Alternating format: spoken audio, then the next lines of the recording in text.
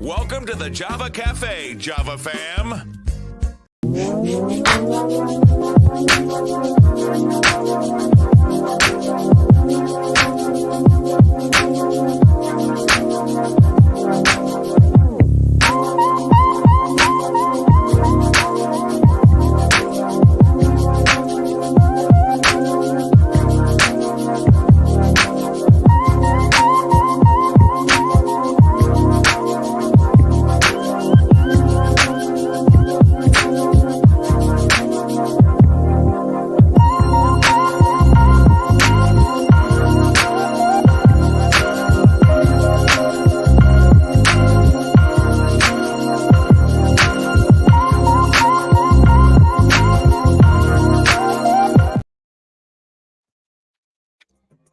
Good morning.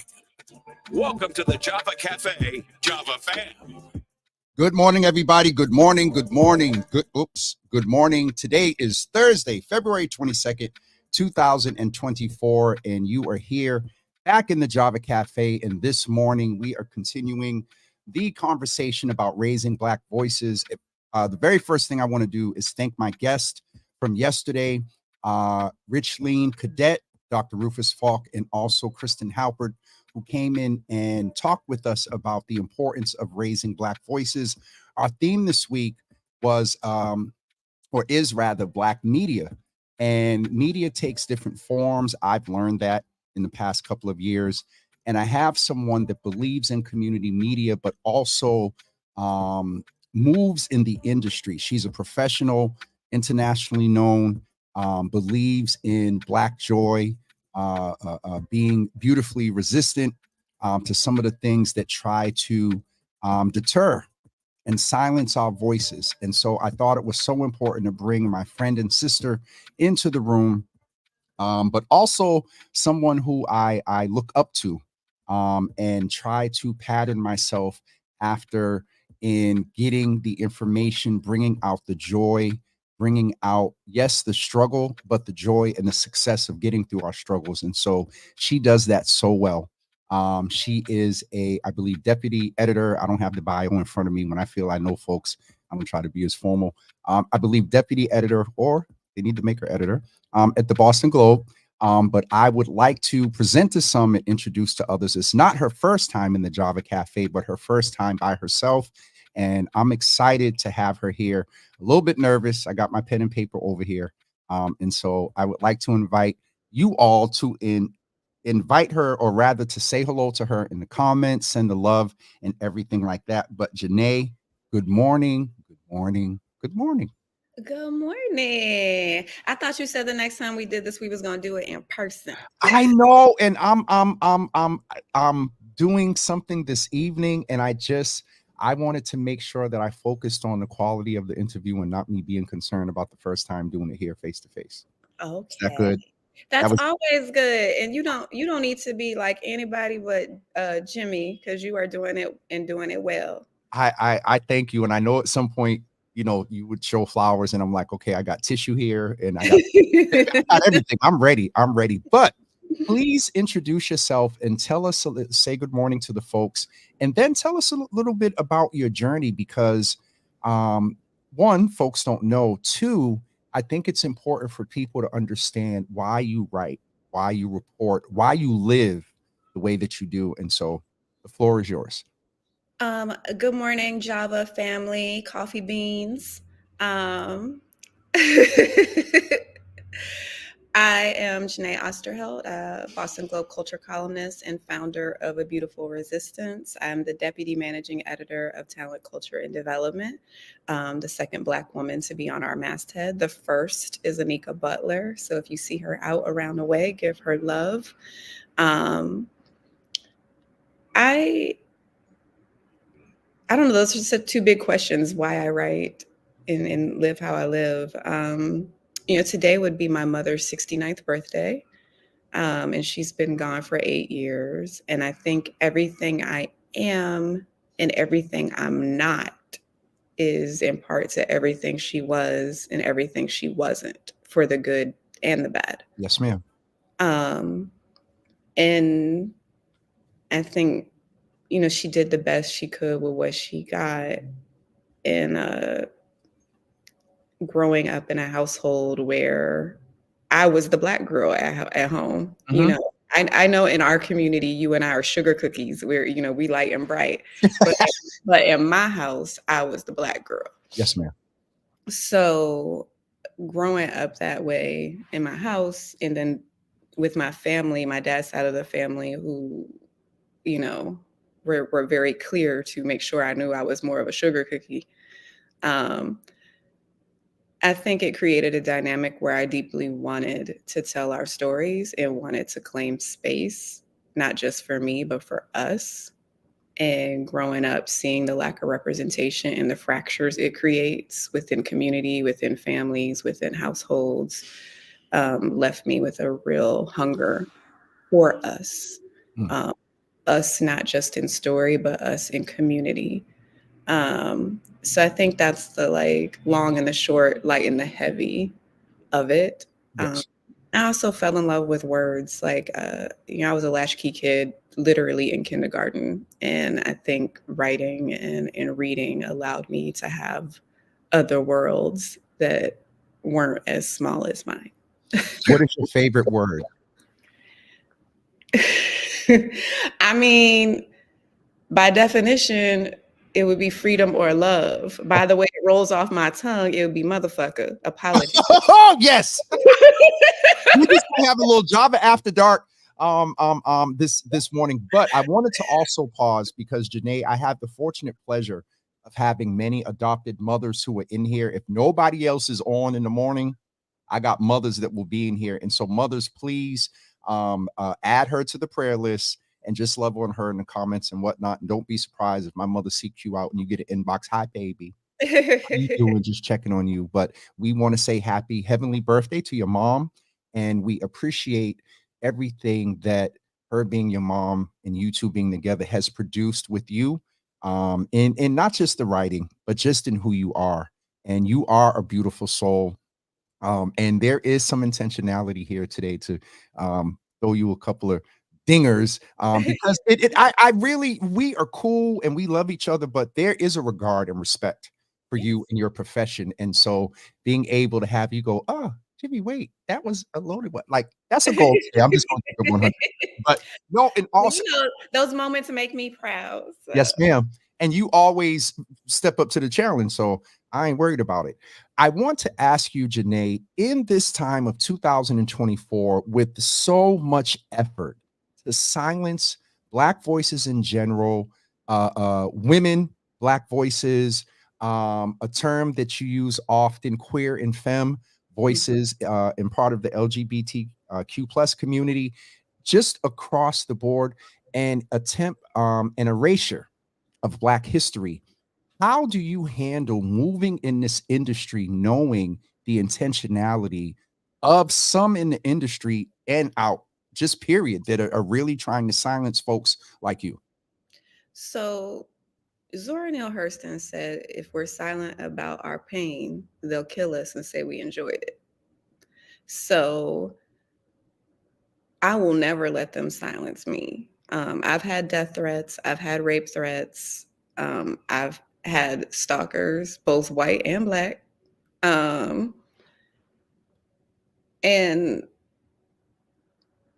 I'm not going to pretend like I'm the Teflon Don here. Like I get hurt, I cry, I get scared. I've had to have a security detail. But I never stop. Yes. And, it's not a new thing. Our elders went through this. Ida B. Wells went through this. Those before her went through this. Like, anyone who has ever been audacious enough to claim the truth for us, to fight for our liberation, to celebrate our beauty and joy, has faced this. Our ancestors had their entire communities burnt down, bombed. So I have my feelings. I never want to say to people, don't feel your feelings. I have my feelings. I cry about it. I don't let them see me cry about it. Right. Yep. I have my feelings, but then I get up again. It's not about being fearless. I don't believe anyone is living in the absence of fear. It's about pushing through that and still doing what needs to be done. Yes, ma'am. There has always been a willful desire to silence us. That is America functioning as it was made. Um, there has always been a need by oppressors to burn our books, to destroy our art, to get rid of our true history. This is why when you see people at war, wherever, all over the world, when you see wars happen, one of the first things you see is the attacker destroy their libraries and their art and their histories, because it is a way for people to lose themselves and lose one another. So it is more important than ever for us to protect the truth, protect our history, and to storytell. And not storytell like, ooh, they telling stories, but to storytell about our families, about our truth, about our communities. The Congresswoman Ayanna Pressley is issuing legislation to literally protect our books. And those are things we need to be thinking about, because not only do you destroy a people's history and truth, you dehumanize them and you attack their imagination. And when you attack the imagination, you take away dreams and the idea of what could be possible. People are like, oh, I don't know why Black folks like Black Panther so much. It's not real. Wakanda's not real. It doesn't matter that it's not real. It stimulates the radical Black It's a imagination. mentality too. Sorry. Intentionality, it stimulates the radical Black imagination and allows us to imagine what's possible, what could be, to fantasize, which gives you the boldness, the courage to dare to actually not necessarily create a purple flower that you eat and get powers, but to create beyond what you have in your community, to have freedom, to have a richness of self, a richness of one another. There's so many different ways I can go with a lot of your response and unpack there. But one of the things that I think is paramount while we have someone like you on the platform is to touch a little bit on media literacy, because what you named is a lot in what we call mainstream legacy media. Mhm. Folks like you, Kwani, Latoya, and others are in spaces to Lee Hill, in spaces to try to change that.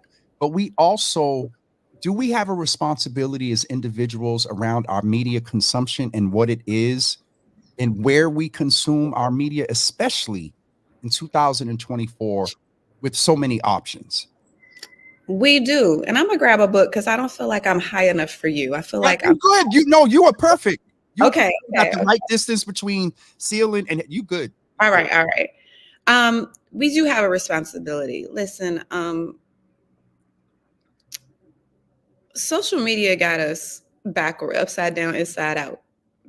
It really does. As much as I love Instagram and watching TikTok and 50-part stories, uh, I feel like it has allowed us to create these silos. Um, and some of that is nice. Some of that is like us creating safe spaces where everyone thinks like us Mhm. and feels like us. And I understand that that is deeply important. Like we have that in community. We have the Teachers Lounge and Boston While Black and Black Owned Boss, and all those things are deeply important. But it also allows us to create a different type of silo that makes an echo chamber and allows you to go down a rabbit hole of blurring the lines between what is true and what isn't. Yeah. And not in those groups I named, but on the internet specifically. Like when you are only getting your information from one source, when you're only getting information from everybody who thinks like you don't know the fullness of what's happening everywhere else. You're in an echo chamber. When I was able to write more frequently as a columnist before I went into management, I would always read what uh, the people I disagreed with were writing all the time, because I can't dismantle and deconstruct your argument. I cannot shank your stance if I don't know how you feel and where you get your pedagogy from, like I need to know. I need to be armed with the knowledge so that I can dismantle your bullshit. Yep. I also need to know what it is you're doing and how far it's, how far the impact of its danger is going to touch us. And sometimes I'm wrong. Sometimes we're wrong. Like sometimes we'll tell a whole story that just isn't true about our own people. I've seen it happen in celebrities, just all types of stuff that we just take and run with and decide is the truth. And it's just it's not serving us well. And it's actually going to really hinder and hurt us this election season. And, the more we fight for intersectional justice and freedoms, the less we know is going to keep holding us back. That old term, Jeneè, that knowledge is power. It seems very cliche, and we grew up hearing it and seeing it in commercials and things like that. But knowledge is power, and it goes back to your point about destroying the books and legislation trying to erase our impact in this country. And I really like, you didn't say it like this, but America is doing what it does. You know what I mean? And it's so interesting to see this active effort. The article in the Wall Street Journal where the architect basically of trying to take down DEI and Dr. Gay, like, published the strategy and some of the philosophy behind. Go ahead. No, it's real. And that's one of a case where they published their truth and their true intentions and what they were trying to do to attack DEI. Yep. and weaponize it against her specifically, but to send a message nationwide. I think we also have to fact check. We have to be willing to fact check and to ask more critical questions. I think critical thinking is an endangered way of being. And it's sad because critical thinking will save us. Sometimes if you just reread a thing or just ask some clarifying questions, you can dismantle things fairly easily. I think, and I'm going to say something probably a little controversial, there also has to be a little grace here. Yes. Sometimes people make mistakes that aren't intentional, that are human error mistakes because we are humans. So sometimes if you read a thing and someone gets a thing wrong and then they corrected it. Do not hold that against them forever. Like they too are human. Mm-hmm. And it doesn't make them a non-trusted source. It makes them humans who held themselves accountable when they realized they were wrong. I also think now more than ever, it's important to have the Java with Jimmy. It's important to protect the Bay State banner. It's important to have El Mundo, the papers of Chinatown, French Creole, Haitian radio. Like all of these things matter because these are ways multiple people, it's points of access to factual information. Right. We all consume our information differently. And I can't expect everybody to trust or want to go to the big guy media. I understand why there is a hesitation in our community. I pray that the work I've done, that Adrienne Renee and Tiana and so many, dozens of others are doing is helping to build that trust. But even if you trusted us all, I would still want to protect the Bay State banner and El Mundo and all of these other independent medias and you. It's deeply important. It's deeply important for us to have all tools of the revolution in preserving our stories, amplifying our stories, and telling the news. No one publication can do it all. And that you were getting ready to go into it, and I would ask us to do a little bit deeper dive into one of the things that I've been doing better is embracing the fact that this platform has the ability to tell our stories filtered through my life experience being a Black man, what I've observed in our community, being in government and whatnot. And so I wanted to go a little bit deeper into how important it is to add these to your media consumption. Maybe back up a little bit. Every once in a while, I'll turn on Fox. Just for the simple fact to understand, sometimes it's comical, to me. But I wanted to highlight that point because you have to often know when real Boston media is in the room, we have this joke among Georgie and I around ops. You have to know what the ops is doing. You don't dwell in it. You don't put a lot of energy. So thank you for reminding us to do that.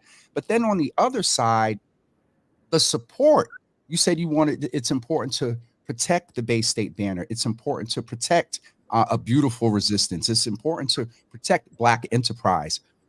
I'm going to ask you one simple question and go a little bit deeper. Why? You talk about amplification but if we don't have ownership of at least a few of our own publications, we don't have 100% freedom to cover the fullness of us the way we want to. One of the biggest travesties was when the Ebony Jet archives were up for auction a couple of years ago. And I wrote about it. They were saved. But I remember at that time being mortified that, like, what would happen to them?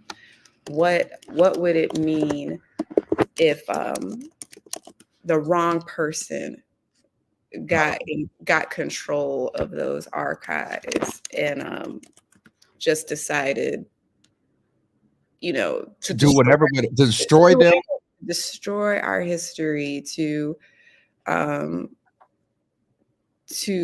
just pretty much like take it all away. It could have all been gone just like that. And that it could have been gone. And luckily, the Getty Trust, the Ford Foundation, and MacArthur Foundation, and Mellon, for about $30 million, worked together to buy it and, preserve our history. But if the wrong buyers got it, what would we have done? And I'm not necessarily saying we're all safe now. I really wish that we would have been in a place to never lose those archives. Yep. But these are the reasons why we have to protect the banner. It's why we have to support what you're doing. The readers of El Mundo, the readers, our viewers of El Mundo, like all of that, the Chinatown papers, community radio. We have to have our own storytellers. And it's not that what I'm doing doesn't matter. It's not that what Tiana and Renee and Adrian and Ivy and Julian, there's actually 3 Julians, Julian, Gary. It's not that the work all of us are doing doesn't matter. It does. Like, it deeply matters when I go on Boston Globe TikTok and see Adria up there guiding us through various stories. Like, I love that. I love, seeing her face and her box braids. So I would never deny the importance of having us at the Boston Globe and having Black folks at big mainstream legacy media. We need that, but we need all tools of the revolution, and we need some that belong to us. That's always going to be a necessity, not important, but a necessity. What is the difference between a necessity and important? A lot of things are important. Your coffee every morning is important.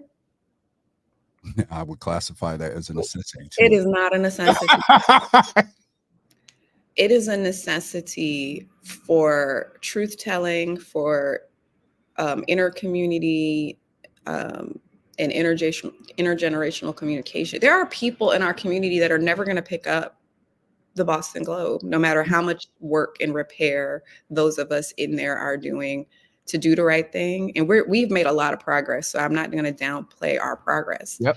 We've made so much progress, but there's some people who, particularly like certain people of a certain age, especially younger, they're not going to ever pick it up no matter what we do to show that it's different. Mm-hmm. And there's some people who aren't going to read the banner. There's some people who aren't going to listen to French Creole radio. There's some people who aren't going to tune into El Mundo. Like, everybody has different points of access. We need to have all forms available to get the truth out there, to get the news out there, to connect to the very human experience we're living. It's important to own it. You need to own it. You need to own it so that we don't lose our archives, so that we don't lose our stories, so that we don't lose our history, so that right now what we're doing today is reflecting upon yesterday and pontificating on the future. And it's being recorded. Yes. And what if I die tomorrow? And they're like, you're talking about my importance or my legacy. And all of this is gone and you don't own it and someone just hit it delete. What you just articulated is a simple layman's description of the effort that is going on, period. That is an active action item for many. Yes. And it's like, it is necessary for us to witness one another. It is necessary for us to have evidence of one another, of what is happening to us, what we are doing for us, our strides, our strife. We need to witness it and have evidence of it for the past, for the present, for the future. These are all things that are going in our toolkit for a variety of reasons. Some of it is for joy and for entertainment. It's to say, girl, did you see Beyonce make them white people mad with her country hit #1? You know, it's that simple. And some of it is like incredibly deep. And it's us talking about, you know, what's happening at Harvard, what's happening at schools across the nation. You know, it's very easy for those of us who live in Boston to talk about this one travesty, but it's happening everywhere, including HBCUs. You know, I am a HBCU graduate in, you know, at Lincoln University. Dr. Antoinette Candia Bailey killed herself, died by suicide because of white supremacy. Because of white supremacy. Bullying. No, I know Jimmy owns that Facebook owns the videos, and yeah, Jimmy needs to have backup videos in his cameras just in case. But Jesus, don't look at the comments, Jeneè. Oh, I'm sorry. I'm like, let me turn them off. But yes, the thing about the doctor who committed it's suicide, happening everywhere. You know, she died by suicide. It's happening everywhere. Thank you. Can I just pause? Thank you for that clarity, because words, Toy would get me. Died by, not committed. Thank you. Yeah, died by suicide. Yep. And it happens everywhere. It happens. It's hard to have safe spaces when white supremacy is the sky and we're all living under it. Oppression is in the air. If you are standing as sure as you are living, or sitting wherever you are, you have been washed in supremacy. You have a certain level of privilege, and you probably live with a certain level of bias, no matter who you are. Mm-hmm. All of us. It has affected how we see the world, how we see ourselves, how we see one another. So, you know, ownership, when I look at something like The Banner or Ebony Jet, Essence, Black Enterprise, like all of these publications, ownership is important because we do live in a veil. Du Bois wasn't, you know, that's not a farce. We live within the veil of how the world sees us, how we see ourselves. I often say there's a third one, you know, wrestling between, you know, all of the three things, who you are when you're away from all of that, and is it in alignment? But yeah, we need to have that to wrestle with the veil. If someone else owns it, then they own the veil. They own the gaze. You know, I control a beautiful resistance the way that I do. Like, I'm the one, when people are like, oh, you control the social media. Yes, I run the Instagram account. Mm-hmm. I hire Black videographers. You know, I hire Black photographers. Good, wonderful, talented ones. Yes, shout out to Jenny, the director, yes, and Keeks. But yeah, I I'm very intentional about that because I understand I'm at legacy media, but if I'm going to build a thing that I'm calling a platform for Black joy and Black life, then I want to make sure the makers are us. I don't own it though. Did you see her face? But Jeneè, you helped me in so many ways as someone that's moving in and in legacy spaces, and so that you just the past few minutes alone, you just helped me in some decisions and stuff that I need to make in reference to ownership. To Belinda's point, I want to be intentional about three things. One, to just show some of the affirmation and love. Your boy is in the building. Jeneè. Jeneè, I agree 100%. Hey, Black Joy King. Oh, we got another king we need to get ready. While he's here, let's just make sure we get him. And I wanted to do this toward the end because a lot of what we Yes, the Globe. Hold on, wait. I know you told me not to look at the comments. Which but one? The Globe is an honest effort for change and not just trying to change how it's being perceived by hiring Black people. First of all, I am a deputy managing editor of talent, culture, and development. I literally help hire people. I run a fellowship. I created, no one told me to create a beautiful resistance. I created a beautiful resistance. We have been deeply intentional. Do we get everything right all the time? No, nobody does. Nobody does. I'm never going to get up here on any platform and be like, yeah, we solved the shit. Like every legacy media, New York Times, Washington Post, LA, every legacy media has a history of, I mean, if any industry, the music industry, any industry, they all have been largely controlled by the white gaze. So there are certain distrust, missteps, and things that have happened along the way. But yeah, it is an honest effort. And I also would say sometimes it is frustrating for me.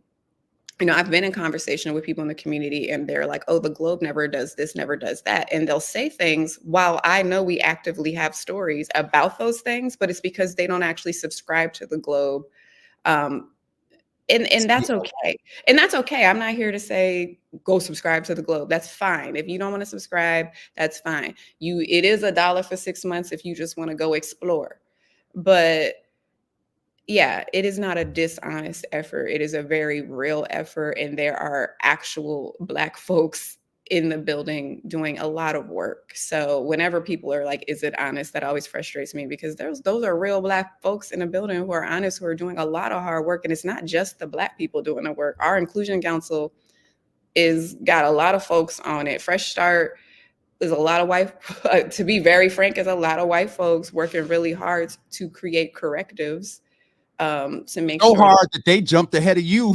Yeah, to talk to you. And it wasn't, you know, but it's just like they are trying to do the work. And like I said, is it perfect? No. Do mistakes still happen? Yes. But I'm gonna be very clear, and our work is what informed it. Our work, the work of the team, not mine, but the work of the team involved in the Charles Stewart coverage at the Globe, not HBO, at the Globe. Yeah. The work that informed the HBO documentary. So it's like if you watch the little small credits, you'll see that HBO mentions the Boston Globe. You'll see that the Boston Globe editor is the one who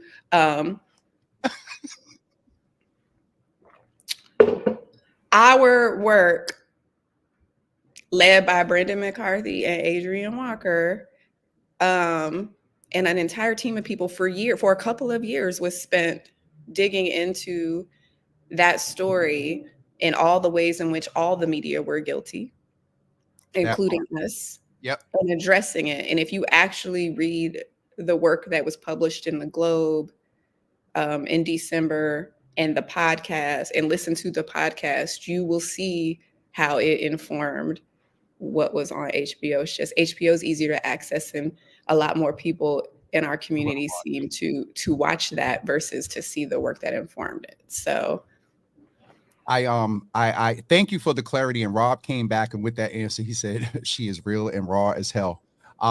Linda also said, now that she's informed, you're the reason that she's going to subscribe. And so I Please also, look up Money, Power, Inequality. It's a team myself and Anika Butler helped build. It's built up of people of color, literally dedicated to closing the racial wealth gap. They're working really hard. It's led by Chris Hooks, a Black editor. Milton Valencia, Latino, is his deputy. Lauren Booker does our newsletter. She's Black. We just hired a young Latino woman who's starting next month. Vince is our visual data analyst. He's Black. Like, it is a very important team, and the work they're doing is I think going to make incredible impact in how we talk about race and money.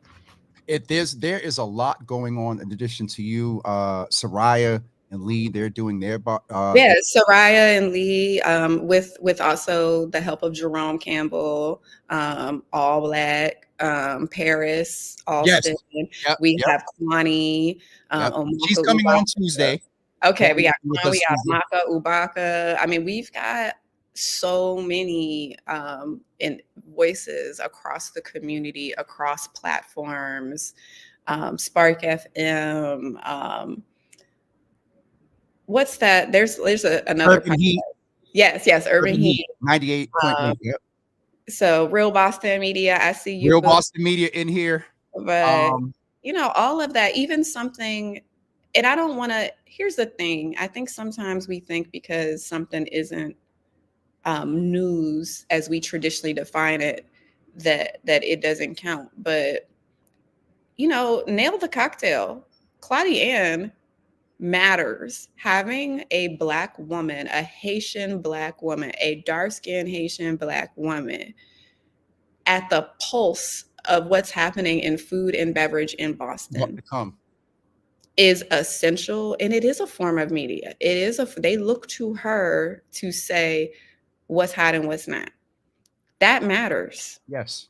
Shar matters. What Shar's eating, Yes. where Shar's shopping, what that matters. That having that level of influence matters.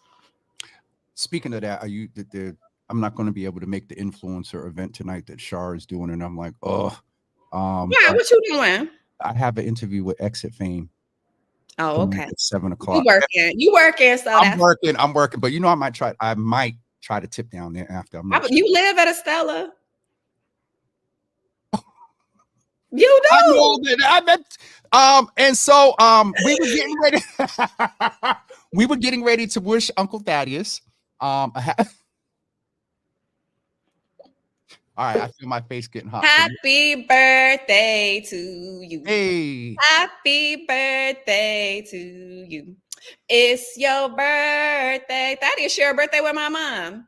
Go, Thaddeus. I just realized that. Uncle Thaddeus, we want to say happy birthday to you. Where's he at? I just saw him in here. Birthday. Black, the prime element. We late. So if you get a chance with all that you're doing, there's just so much love and support, some inquiries where people are trying to get a better understanding. And I think this was important today because there was a level of media literacy that happened today. And you definitely talked about the importance of Black voices. Two last questions I want to ask you is, one is a concept of a conglomerate of us figuring out once a quarter, once a year, Black Boston media, the reporters, and we got to give love to Black folks that are behind the camera and behind the keyboard, if you will, that are in production, that are editors. We mentioned Lee Hill. Of others that, I'm not in these spaces. And so do you see something like that? I know Lee is, try to convene a couple of things here and there. Do you see something like that being helpful to where, Real and I and a couple of other folks, we collaborate on posts that are going to share information to improve their quality of life? Once a year, all of us are committed to, I'm going to podcast or JavaCast or whatever about, I don't know, Black economics. You're going to write a story. The Banner's going to write a story. Adrian and them are going to do their podcast. Spark FM is going to have a guest or dedicate, a playlist to, fight the power and all stuff like that. Do you see something like that happening here? And do you think it's necessarily required to amplify? So we have NABJ Boston, which is the Boston chapter of That's National right. That's right. Yes, yes, yes. Black Journalists. Gary Washburn, I believe, is still the president. Um, and Kwani is an active member. I pay my dues. I'm not always at the Kiki, but I pay my dues. I'm not gonna lie, I'm very James Baldwin about organizations sometimes, but I pay my dues.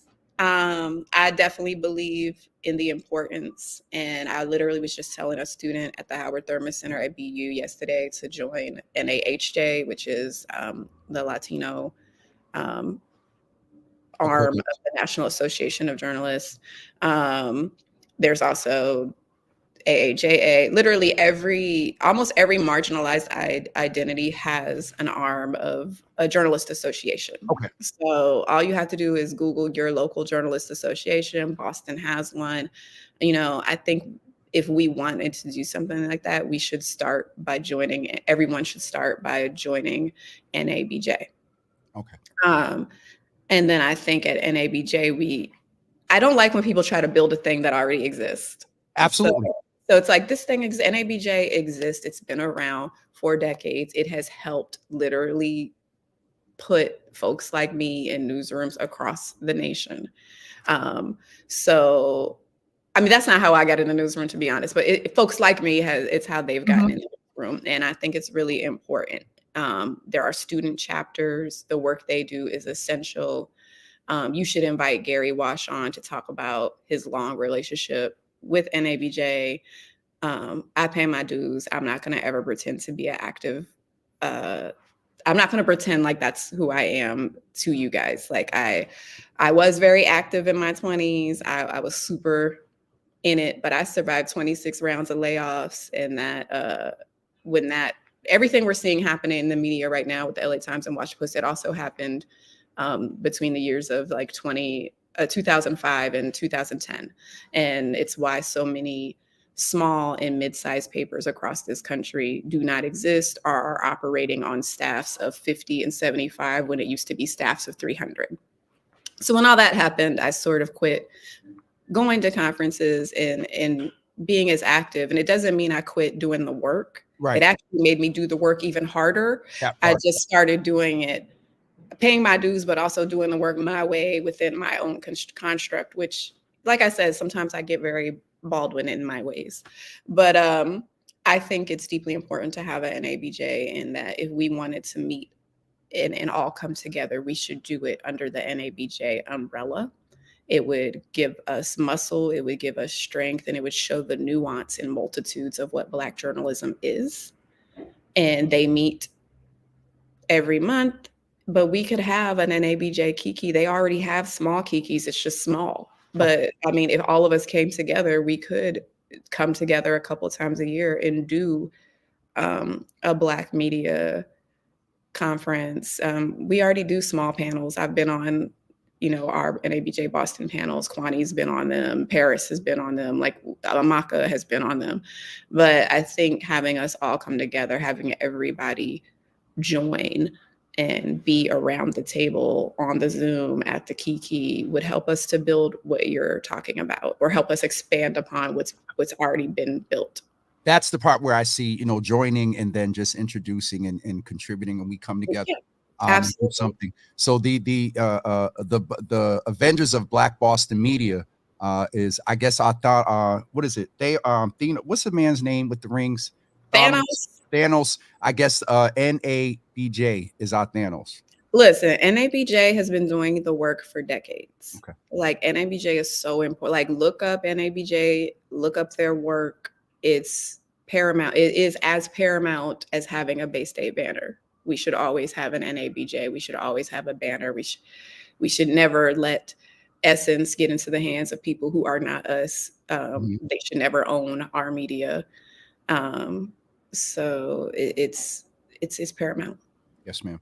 I just wanted to acknowledge a couple of folks on Instagram that are listening. Bruh, you vegan, can't see the name, is saying he's saying the same thing. Check out the BABJ and the NABJ as well. So thank you for listening over there. Real, I guess that means we both going to be looking into membership Yeah, BABJ is the Boston Association of Black Journalists. That's the Boston chapter of NABJ. Okay.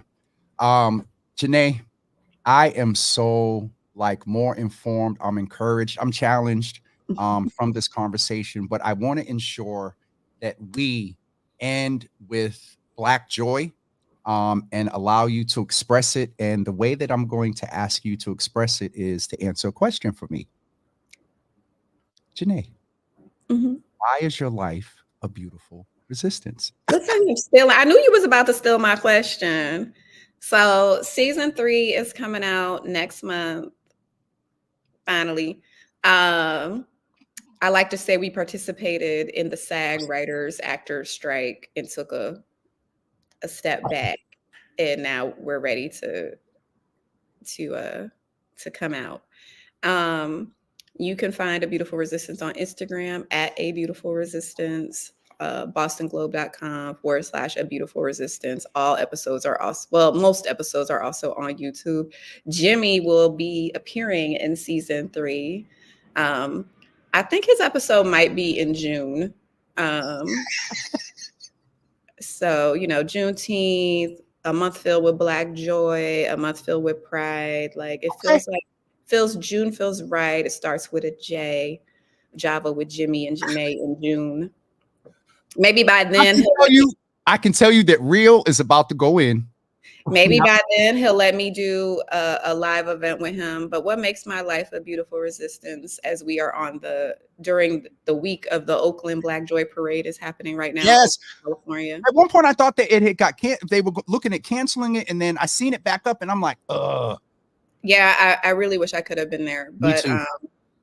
But yeah, what makes my life a beautiful resistance is you. It is us. It is the Black history I carry with me, the fact that I got to wake up today, and it reminds me that I'm possible, which means more is possible.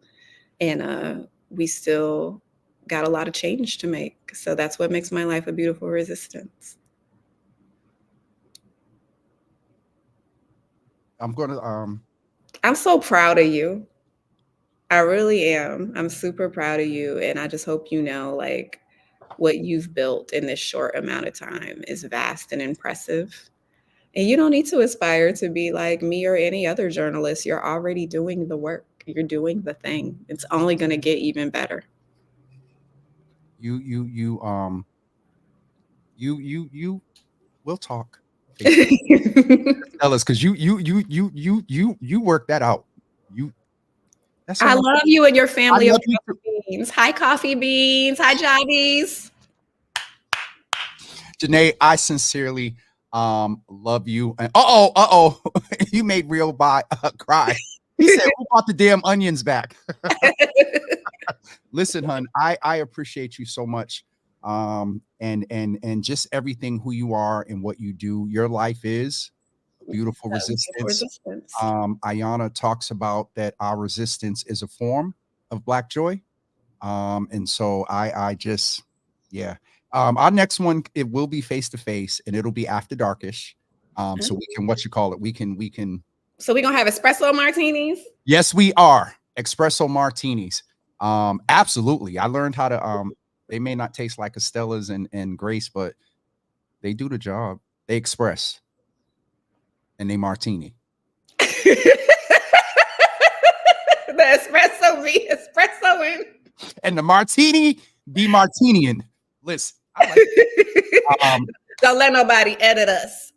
This ain't no edit here. This is all what people be asking me. Can you send the questions? We don't do questions. I want y'all out there who are still hanging on as we reach almost an hour mark. That Jimmy told me 30 to 40 minutes.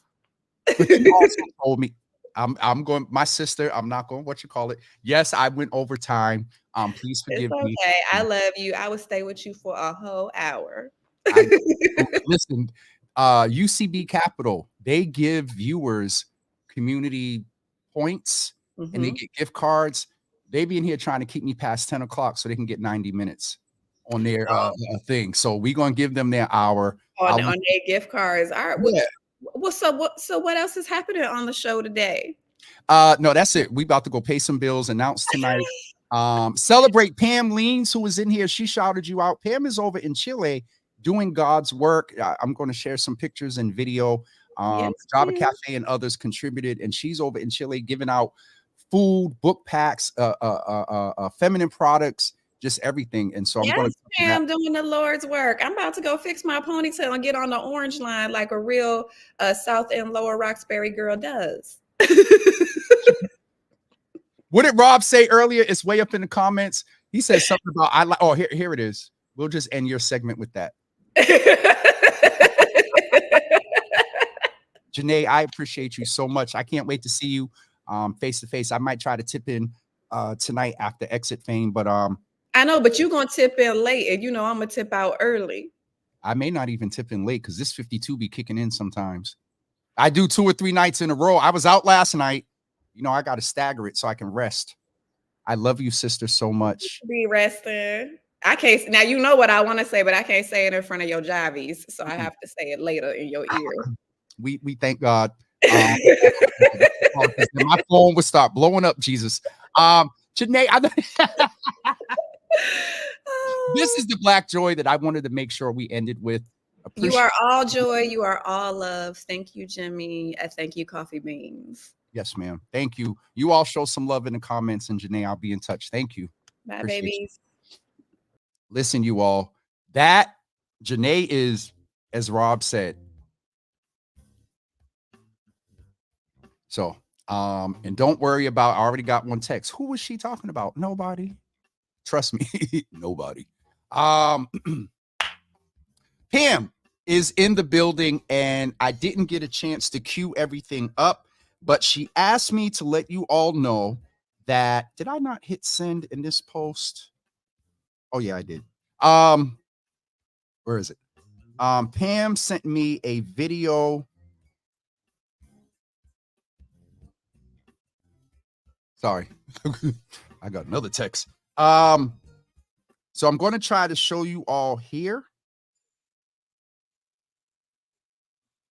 This is the area some of you have been keeping up with what Pam is.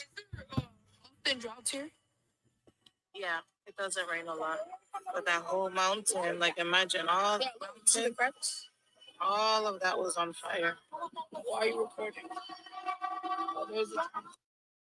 So that's just one of the places that were devastated in a fire where Pam is. And this is another picture of where the fire was. And what she asked me to tell the Java family, along with others, not just us, there were others that contributed. She said, today was heartbreaking. I made kits of home essentials for 4 families. They all lost everything. Entire villages burnt to a crisp. And these families found reasons to smile. Thank you for your platform that allowed for folks to contribute. And so, you know, impact. And again, it wasn't just the Java family and the Coffee Beans, as Jeneè has now named y'all or us. But thank you all for always, when we put these solicitations out and ask for help, even if you send $1, that's somebody's that's a bottle of water as well in some spaces for somebody. DJ Black Wideman, what's up, brother? Good to see you, man. Listen, you talk about old school Boston and OG. Good to see you in the room, man. Listen, we're getting ready to wrap up tonight at 7 p.m. We are bringing back Java After Dark, and we are going to be face-to-face in studio. Local Boston artist Exit Fame, who has a powerful testimony and has been with us before, is releasing, I believe, his 3rd or 4th project very soon, and he's coming here. We're going to rearrange this space and make it a little studio looking Drink Champ, Joe Budden type of setup. Speaking of nope, I'm not even going to touch that. There's just a lot going on social media, and I'll just leave that right there. And also, don't forget, today's Thursday, but we'll be there tonight at 7 p.m. We're working on our guest on Monday, but on Tuesday, we have Kwani from NBC that will be joining us. On Wednesday, the Boston Waterfront Coalition will join us. We are still working on Thursday. And then on Friday, kicking off Women's History Month, our own Congresswoman Ayanna Pressley will be with us to kick off Women's History Month next Friday. And so we are trying to keep you guys abreast of programming a couple of weeks in advance so you can plan to be in the room. Thank all of you that go back who are watching right now at 3 o'clock, at 2 o'clock, at 11 p.m. Thank you for the after watch.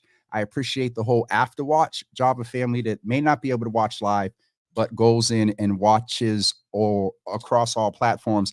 Also wanted to remind you that next Wednesday at 6 p.m., I am partnering with Vital Connections, which is a health equity entity, and we are going to talk about building trust back within the medical industry. Dr. Betancourt is going to be with us among some other guests next Wednesday, February 28th at 6 p.m. So please keep out an eye for that. I think that is it. Let me just check the phone one more time, make sure I ain't got no text. I'm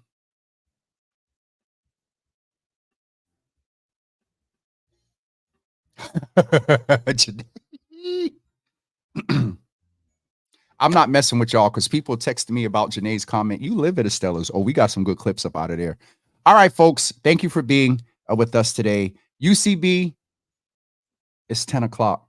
So y'all decide if y'all get 90 minutes. Hey, Miss T, what did I want to say about or to you? Oh, I wanted to show you all.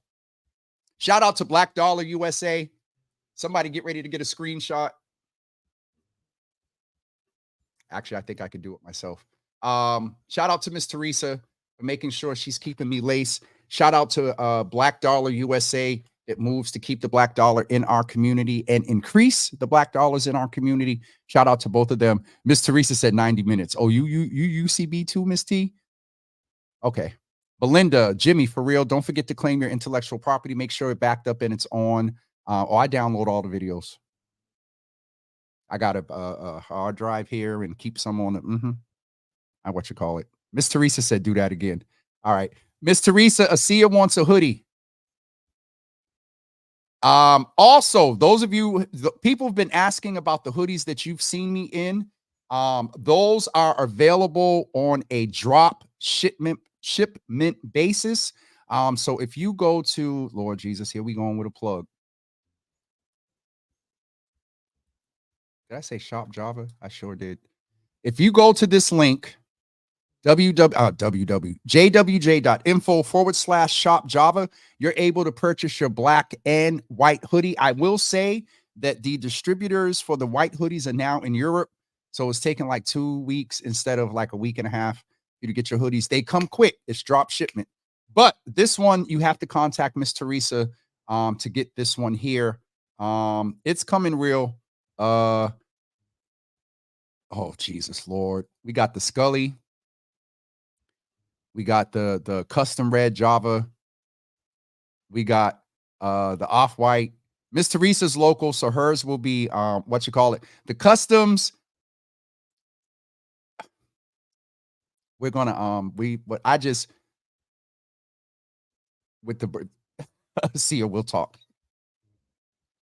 Asia's a charter member, so we're gonna have to figure it out. A few people have, or Miss Teresa has hit me and said, hey, such and such asked if I could, and can we? It's usually my mother and her.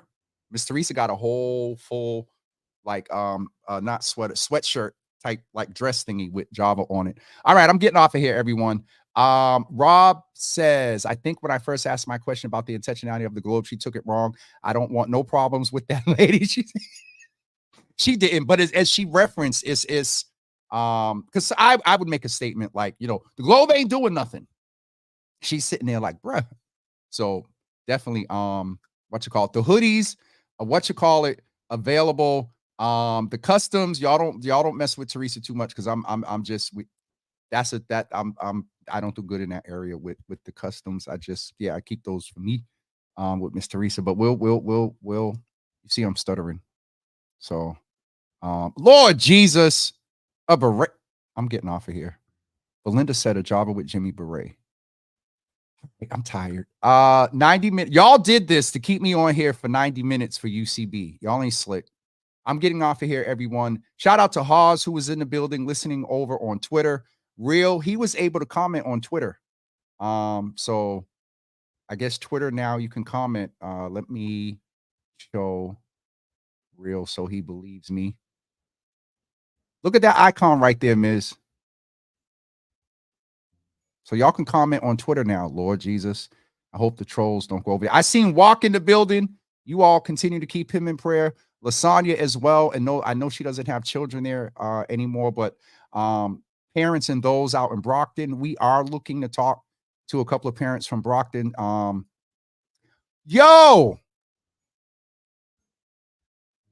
real, look who was in the room. I hope he heard the comment. My friend, my brother, Black-owned business owner, and also the owner of Estella's is in the building this morning. So we got some stuff shaking up over there. I will let you know about it soon. He's waiting on me. So yes, I'm getting off of here.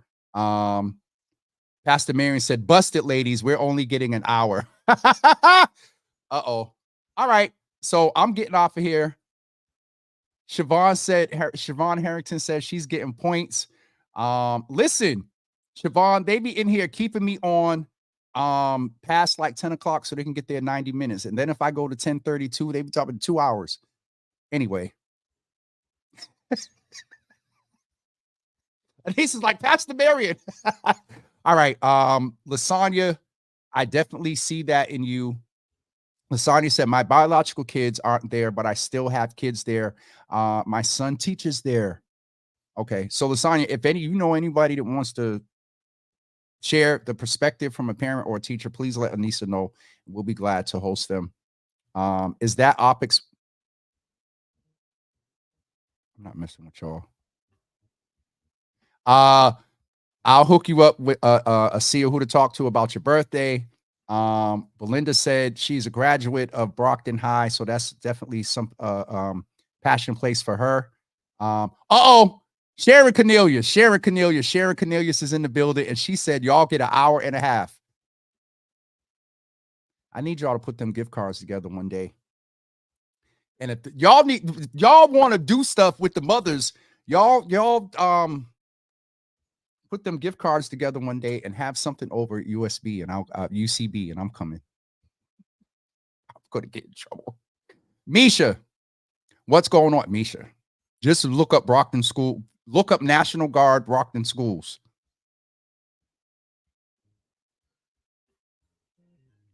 Lasagna, AT&T, a worldwide outage.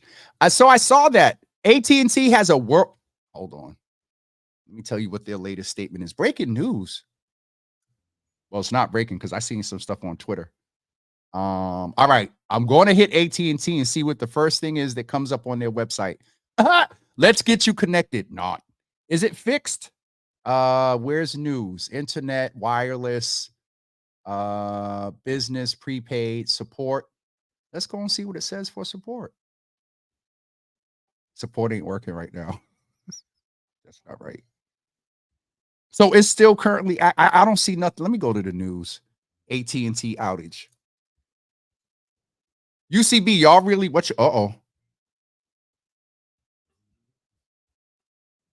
This was at 4 minutes ago. AT&T customers report a massive outage disrupting phone service across America. Down detector, which I was getting ready to go look at.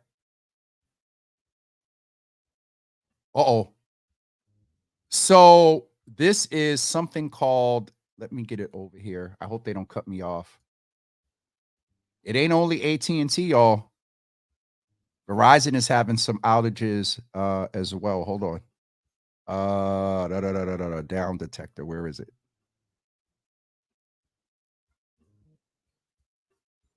So it's not just AT&T. It is also, come on. Where is it? Oh.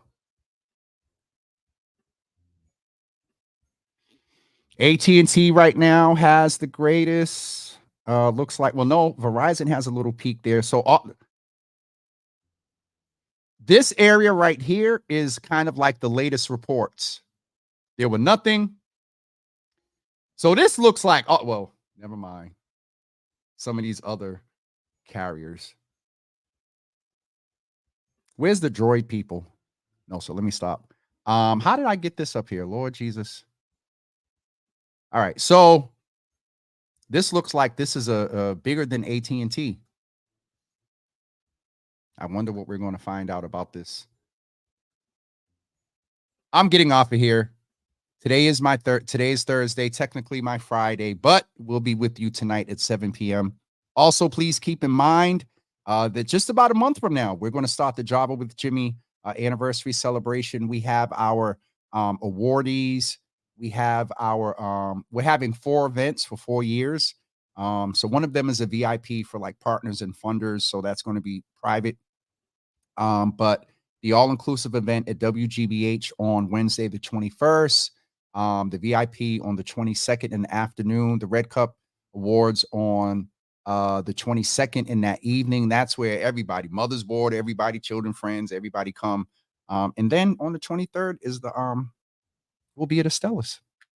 I'm getting off of here. You all have a wonderful. I know, Lasagna. Me and my godmother got me the other day.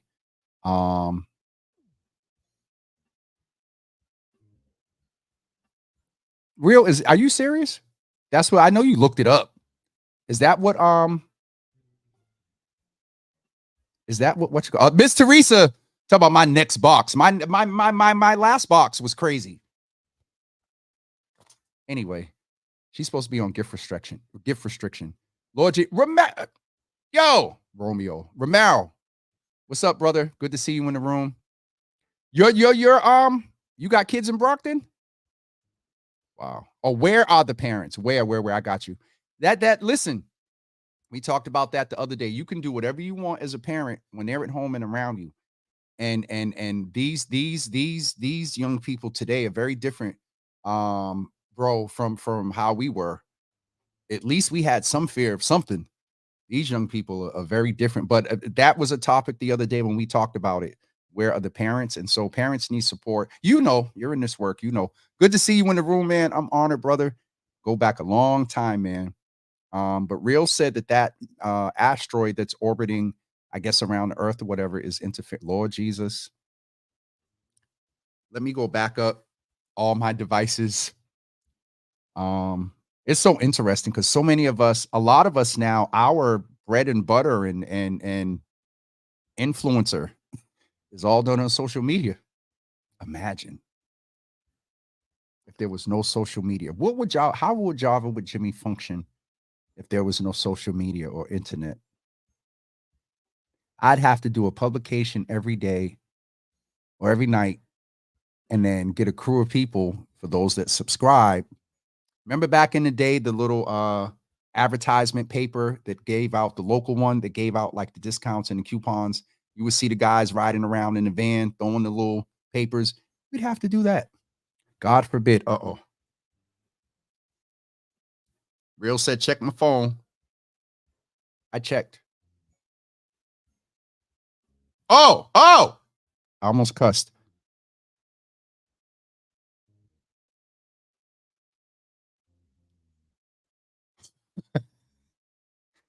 So, breaking, a newly discovered asteroid, the size of 16 Why specifically the size of 16 washing machines? Okay.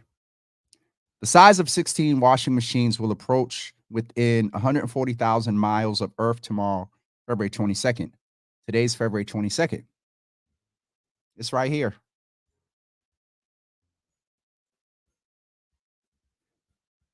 While that's indeed closer than the moon, it poses no threat to the planet. And someone else said what I said. Why 16 washing machines, huh? What about a Humvee or a short bus? 16 washing machines? That just didn't make any sense. But here it is, right on Twitter. So, and Real said it was posted 6 hours right before the outage. Okay.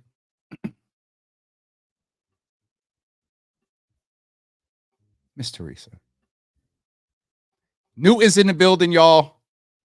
Because aliens need to. I'm getting off of here. UCB, y'all got y'all 90 minutes. I think I got him. What am I doing next? Oh, shoot. I got to go out. All right, I'm getting off here. Everybody have a wonderful day. We'll see you guys tonight at 7 p.m. with Exit Fame. Java with Jimmy After Dark. Not real spicy. Exit Fame is a positive. He's a real brother, but he don't sip and cuss and all that stuff. So not that type of Java After Dark. All right, that's it for me. Have a great day, everybody. Don't forget Exit Fame tonight at 7 p.m. We hope to see you here in the room. Enjoy the rest of your Thursday and remember to be thankful. Have a great day, y'all.